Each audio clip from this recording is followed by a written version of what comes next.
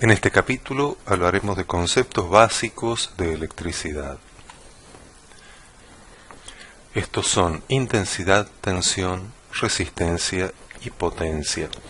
Comenzaremos por intensidad.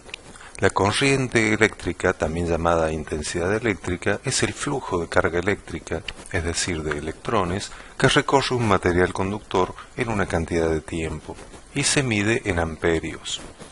En el símil hidráulico equivale al caudal de un conducto de agua. No hay que confundir corriente y tensión, no son lo mismo, si bien muchas veces en la jerga habitual se habla de uno y otro como si fueran iguales. En esta imagen hay una tubería por la cual circula un caudal, que sería el equivalente a tener un cable por el cual circulan electrones.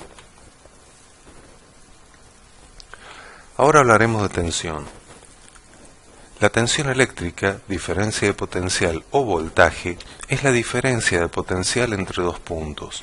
Cuando entre dos puntos existe una diferencia de potencial y se unen con un conductor, comienza el flujo de electrones.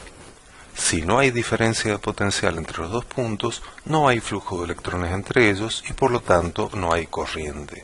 La tensión se mide en voltios. En el símil hidráulico equivale a la presión de agua, es decir, esa columna de agua que tenemos de altura H.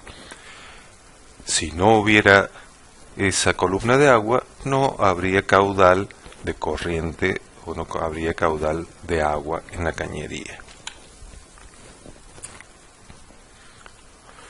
Resistencia. La resistencia eléctrica es la oposición o resistencia que presenta un material al movimiento de electrones y se mide en ohms. En el símil hidráulico corresponde al diámetro del conducto de agua. Más diámetro, mayor resistencia.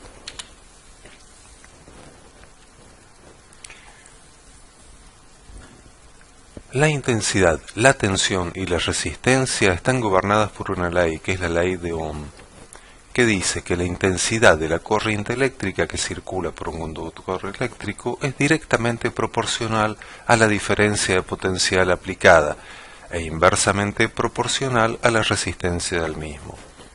Vemos en esta fórmula que conociendo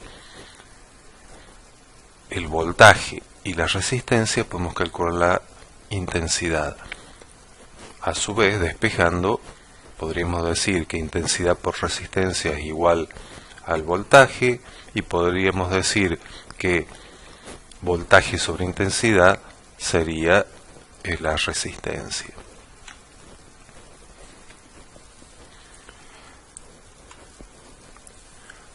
Ahora, potencia.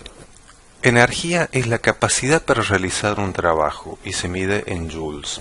La potencia eléctrica es la cantidad de energía entregada o absorbida por un elemento en un tiempo determinado.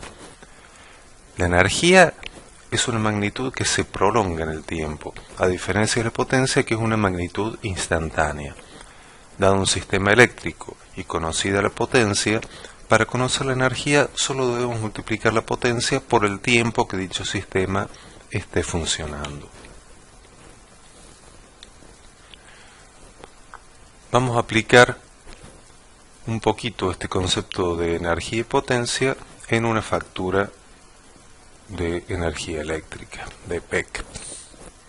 Hemos dicho que energía es potencia por tiempo y se mide en vatios hora. Ojo, no es vatios dividido hora como la velocidad, kilómetros por hora, sino vatios por hora. Cuando contratamos de EPEC el servicio eléctrico, se lo contrata por una cantidad de kilowatts, que suele ser aproximadamente de 5 kilowatts para un domicilio particular. Pero el consumo que figura en la factura, que es el que está circulado en rojo, es la energía gastada en 2 meses. La potencia contratada de 5 de 5 kilowatts implica que estoy pagando por la posibilidad de conectar equipos eléctricos que en cada instante de tiempo consuman hasta 5 kilowatts.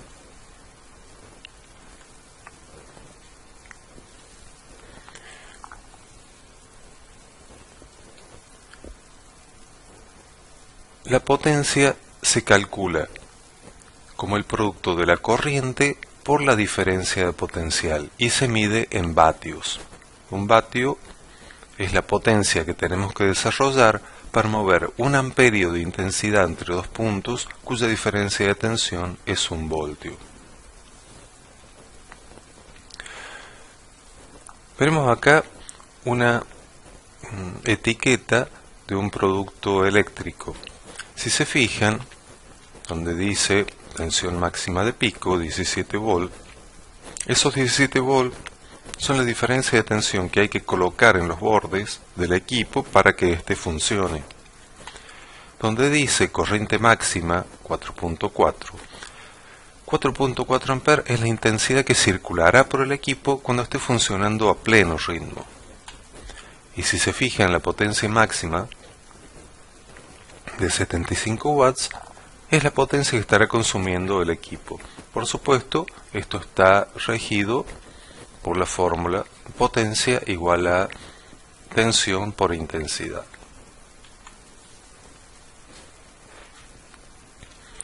Conexión a masa o a tierra.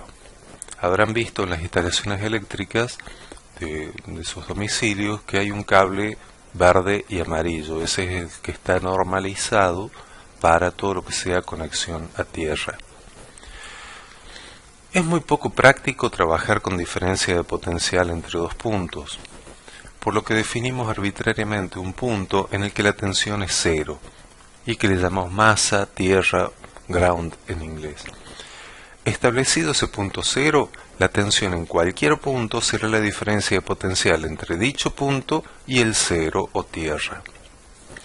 Si se fijan en un circuito eléctrico, en la parte inferior y también en la parte superior hay varios terminales que van a tierra. Todos esos puntos están todos a la misma tensión. La conexión a tierra se hace por medio de una jabalina, que es una barra de cobre que está enterrada y que mediante un borne se conecta este cable de color amarillo y verde. ¿Cuál es la diferencia entre tenerlo y no tener la puesta a tierra? En ambos casos va a funcionar el sistema eléctrico, pero en el caso de haber una fuga de electricidad, si no tenemos la toma a tierra, nosotros haremos de conductor entre la instalación y la tierra y observaremos toda esa corriente. En cambio, teniendo la toma a tierra, esa descarga, en vez de pasar por nosotros, va a ir directo a tierra, que es de masa infinita.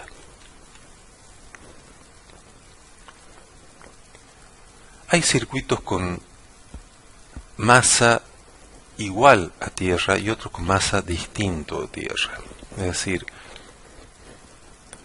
que hay una leve diferencia entre el concepto de masa y tierra.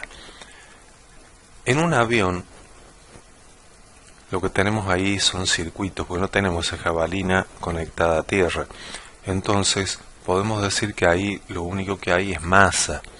Y en esos puntos de masa, todo el voltaje, toda la tensión es constante. En cambio, en una instalación eléctrica, que sería la figura de la izquierda y la del centro, que es el macho y hembra de un toma corriente,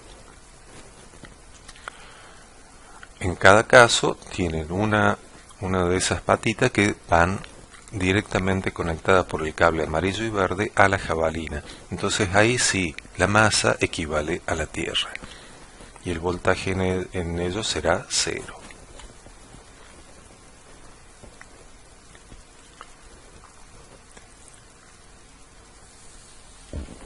¿Qué es un sistema de tierra? ¿Cuál es la diferencia entre el neutro y la tierra?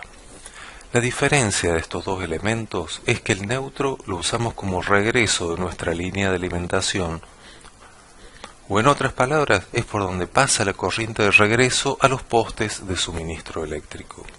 Por otro lado, la conexión a tierra es la conexión que usamos para que circule la corriente no deseada o descargas eléctricas hacia tierra, para evitar que dañen equipos eléctricos, electrónicos e incluso a personas. Explicado de otra forma, es la conexión que usamos para la protección personal y de equipos contra sobretensiones o descargas eléctricas de cualquier tipo. En la figura de la derecha arriba, la superior, vemos un kit que se vende, que es una caja de inspección, la jabalina y el borne o tomacable.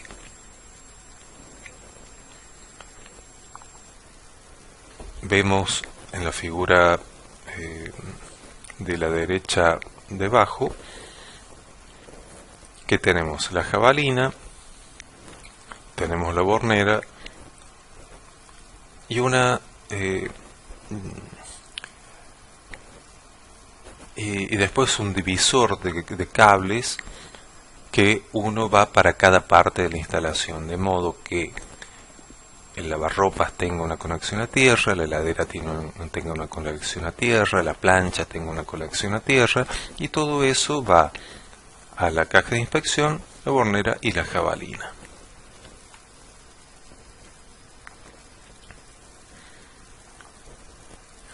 Un sistema de puesta a tierra consiste en la conexión de equipos eléctricos y electrónicos a tierra para evitar que se dañen los equipos en caso de una corriente transitoria peligrosa, o también que por falta de aislamiento en uno de los conductores y al quedar en contacto con las placas de los contactos y ser tocados por alguna persona, pudiera ocasionarle lesiones o incluso la muerte.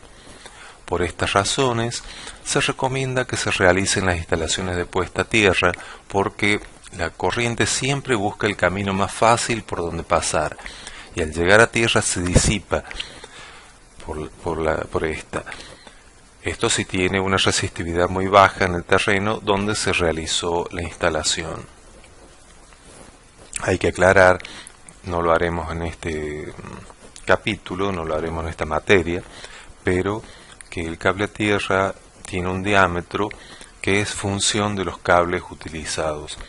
Por lo general en viviendas los cables utilizados son siempre los mismos, por lo tanto el cable verde y amarillo será siempre el mismo, pero no sería así en una instalación industrial.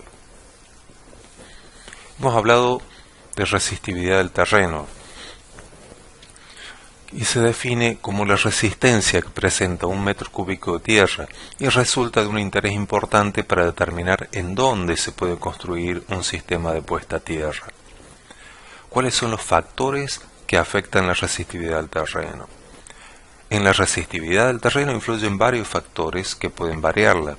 Entre los más importantes se encuentran naturaleza del terreno, humedad, temperatura y compactación, entre otros. Cuando decimos naturaleza del terreno, esto se refiere a que la resistividad varía según el tipo de terreno, es decir, se tiene una resistividad más elevada en un terreno rocoso que en uno donde haya arena. Humedad. Aquí varía la resistividad según la humedad del terreno. Mientras más húmedo sea este, más baja será la resistividad del terreno, y mientras más seco esté el terreno, mayor será la resistividad de este. Es por esta razón que debe procurarse un terreno un poco más húmedo para obtener mejores valores.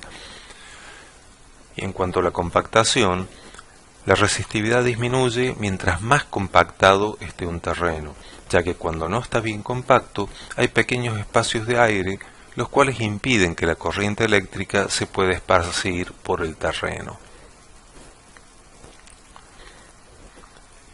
Y ahí en la tablita hay algunos valores típicos de la resistividad, es decir, de los ohmios, para distintos tipos de terreno.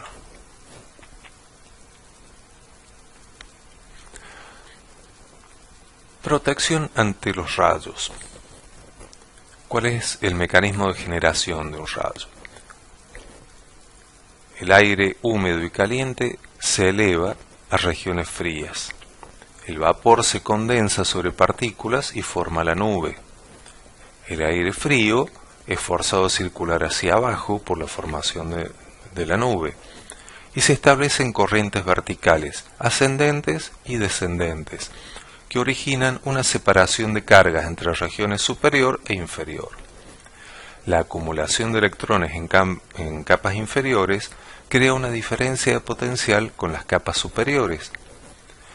Esos electrones también repelen a los electrones libres de la superficie terrestre, creando así una diferencia de potencial entre nube y tierra. Y este proceso continúa hasta que se alcanza la ruptura dieléctrica entre los puntos de acumulación de carga, es decir, la descarga eléctrica. Las descargas atmosféricas no pueden evitarse, es decir, rayos va a haber, nos guste o no. Ningún sistema de protección puede garantizar en forma absoluta vidas, bienes ni estructuras.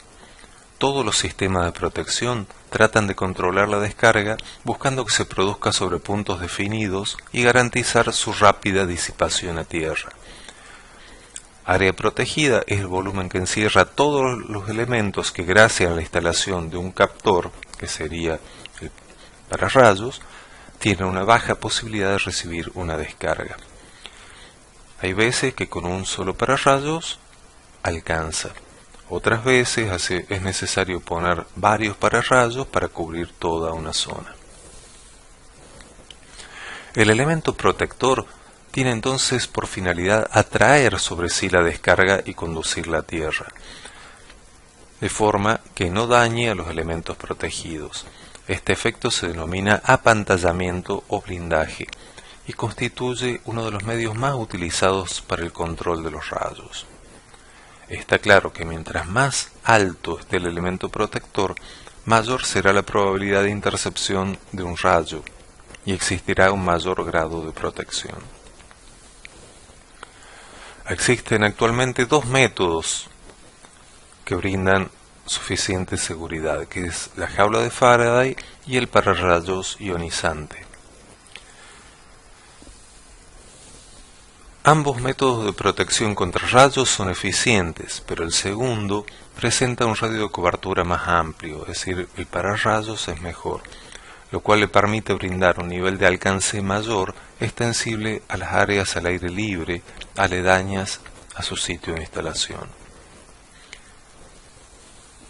Una de las ventajas de este sistema es que el equipo permite la captación de hasta 8 impactos directos de rayos continuos sin saturarse. La finalidad de ambos sistemas es captar los rayos y canalizarlos hasta la malla de puesta a tierra del pararrayos y disipar su energía en el subsuelo, sin que ocasione daños irreparables en instalaciones eléctricas, edificaciones, equipos eléctricos y electrónicos, y principalmente protegernos a nosotros. Muchas veces, luego de un rayo, la instalación que hemos hecho para puesta a tierra queda destruida y hay que reemplazarla, pero es mucho menor el costo de reemplazar la instalación de ese sector que perder una vida o reparar todos los equipos electrónicos o eléctricos del lugar. Ahora hablemos de corriente alterna. Acá tenemos un generador de corriente alterna. Existen diversos tipos, pero el más sencillo de todos consiste en una espira que gira en un campo magnético constante y dependiendo del ángulo de las líneas de campo respecto al vector de superficie de la espira, el voltaje inducido varía. Es decir, a medida que este rotor va girando, se acerca o aleja de las bobinas y dando lugar a mayores o menores voltajes en la línea. Como el voltaje generado depende de ese ángulo que va formando al rotar la espira respecto al campo magnético, el gráfico que se forma es de orden sinusoidal. La frecuencia de esta gráfica depende de la velocidad con que gira el rotor y del número de polos. A menos velocidad, menos frecuencia. Fíjense que hay países que utilizan 50 ciclos por segundo, como será el nuestro, y por ejemplo Estados Unidos tiene 60.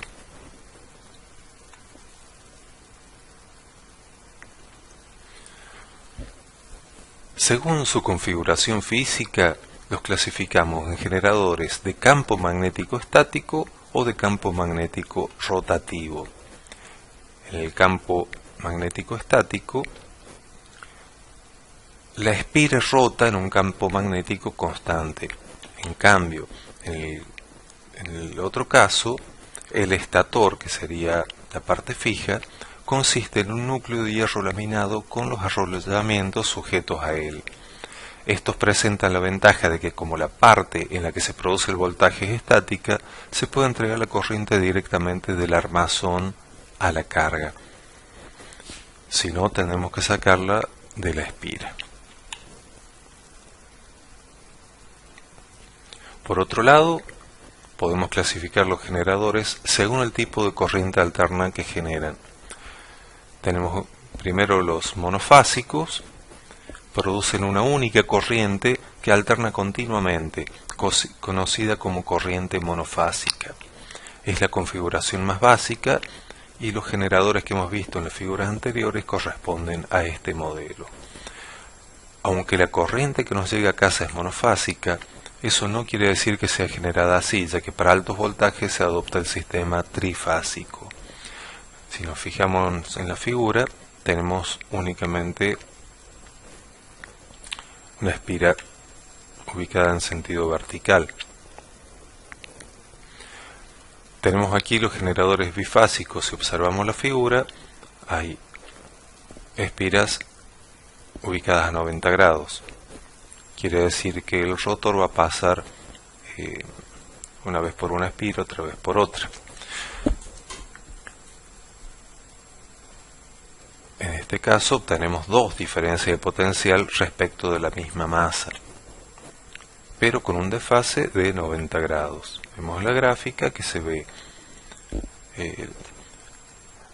la onda sinusoidal de una diferencia de potencial y desfasada otra onda sinusoidal.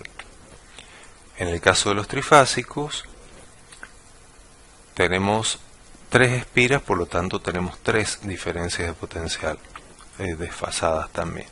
Y vemos que hay distintas configuraciones para las espiras. Los voltajes inducidos están desfasados entre ellos 120 grados. Esta configuración es muy equilibrada y ampliamente utilizada en la industria y en el transporte de electricidad en general.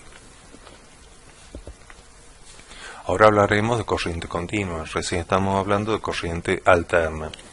La corriente continua se refiere al flujo continuo de carga eléctrica, es decir, de electrones, a través de un conductor entre dos puntos de distinto potencial, que no cambia de sentido con el tiempo. Recién veíamos en la corriente alterna que la onda pasaba del voltaje positivo al negativo, iba y venía. En este caso no, siempre va por el lado positivo y se mantiene estable. Es continua toda corriente que mantenga siempre la misma polaridad, así disminuya su intensidad conforme se va consumiendo la carga. Por ejemplo, cuando se descarga una batería eléctrica. Conexión en serie y en paralelo. Los elementos de una instalación eléctrica o los componentes de un circuito pueden conectarse entre sí en serie o en paralelo. Conexión en paralelo. En la conexión en paralelo, cada componente se conecta individualmente a cada polo positivo y negativo de la fuente de alimentación. Podríamos eliminar cualquiera de ellos y el sistema sigue funcionando. En la conexión en serie, la salida de cada componente se conecta a la entrada del siguiente sucesivamente hasta cerrar el circuito. Si nosotros retiráramos alguno de ellos, el sistema deja de funcionar. ahí hemos puesto resistencias, pero una lámpara sería el equivalente a una resistencia, es algún artefacto que fuera a consumir energía.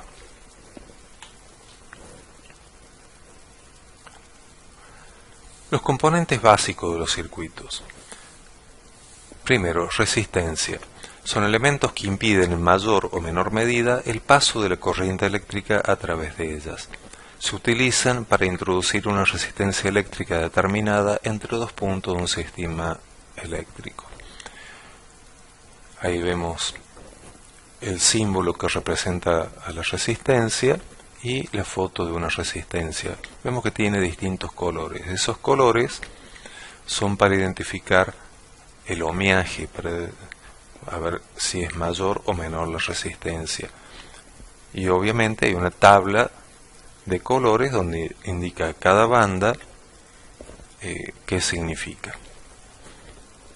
Por ejemplo, en la resistencia que está en la tabla tenemos primera banda negra, si nos fijamos corresponde al 0, segunda banda es el rojo, si nos fijamos es el 2, y tercera banda, que es la verde, nos da el multiplicador.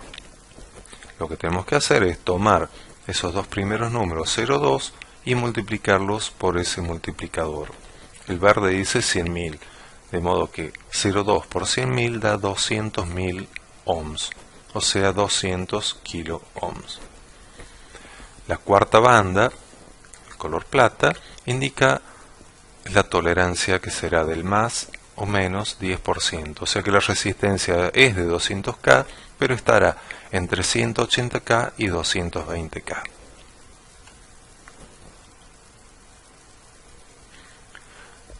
Recién vimos una resistencia que es fija. También hay resistencias variables, que son las utilizadas, por ejemplo, en el control de volumen de un equipo electrónico. Estas resistencias se les puede modificar su valor óhmico de 0 hasta su valor nominal. Y también se llaman potenciómetros.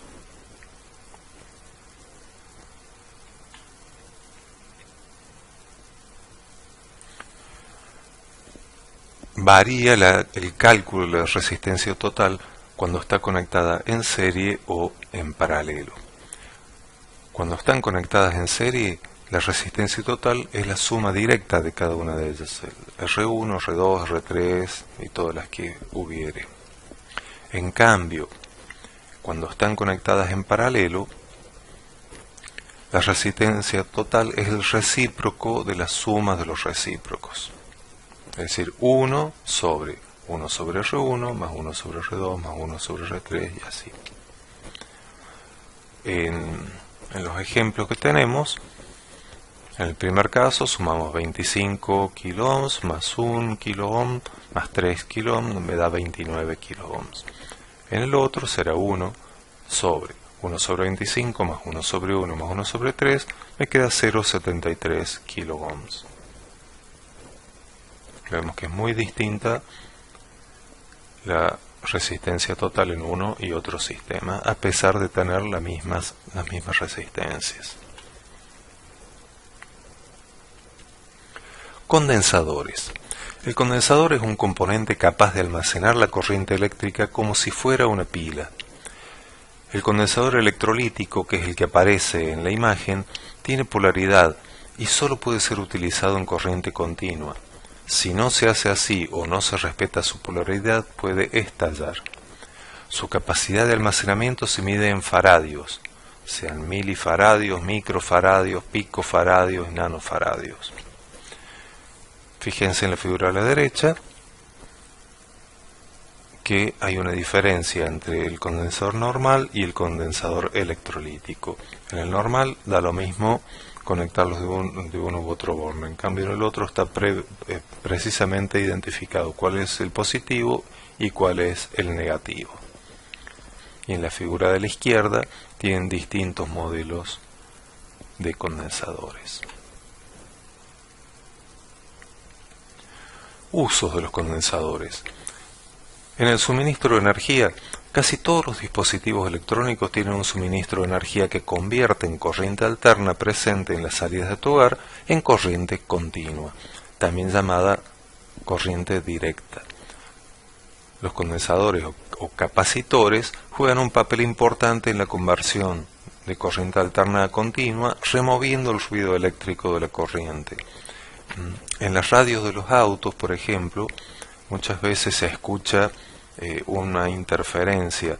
Eso se suele darse porque se ha roto el condensador que hace de filtro de esos ruidos. Los circuitos de audio. Los capacitores tienen muchos usos en los equipos de audio. Bloquean la corriente continua de las entradas de los amplificadores, previniendo un repentino ruido sordo o estampido que podría dañar los parlantes y los oídos. Los capacitores usados en los filtros de audio te permiten controlar la respuesta de los bajos, los rangos medios y el sobreagudo. Así como la resistencia, utilizamos las mismas fórmulas para el cálculo de condensadores en serie y paralelo.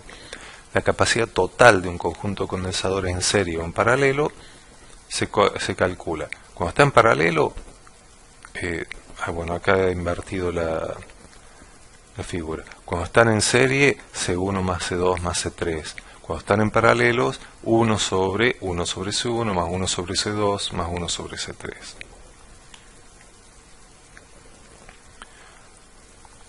Ahora hablamos de los diodos. El diodo es un componente con polaridad, es decir, permite el paso de la corriente eléctrica en un sentido, pero no en el otro. Y es muy útil para evitar retornos de corriente, y especialmente para rectificar la corriente alterna en corriente continua, ya que es capaz de separar los polos positivos y negativos en función de la polaridad del diodo. La banda negra a un lado del diodo indica la patilla del cátodo o patilla del polo negativo. Para rectificar una corriente alterna en corriente continua se necesita un puente de diodos rectificadores. Entre los diodos tenemos el diodo LED. Es un diodo que tiene la capacidad de emitir luz. Este componente sí tiene polaridad y suele necesitar de una resistencia para que no se funda, y cuyo valor dependerá del color de la luz, consumo del LED y voltaje de alimentación. Vieron en las teclas de luz, suele haber algunas que tienen una lucecita, es un diodo LED, que para poder conectarlo a los 220 volts, si lo hiciéramos directo, estallarían. Entonces se pone una resistencia, y esta resistencia lo que hace es disminuir la tensión de 220 a 1 volt, 2 volt, el voltaje que tenga ese LED. Hay LEDs de muchos tamaños, formas y colores que se pueden adaptar a todas las necesidades de iluminación de las maquetas, tanto para el material móvil como fijo.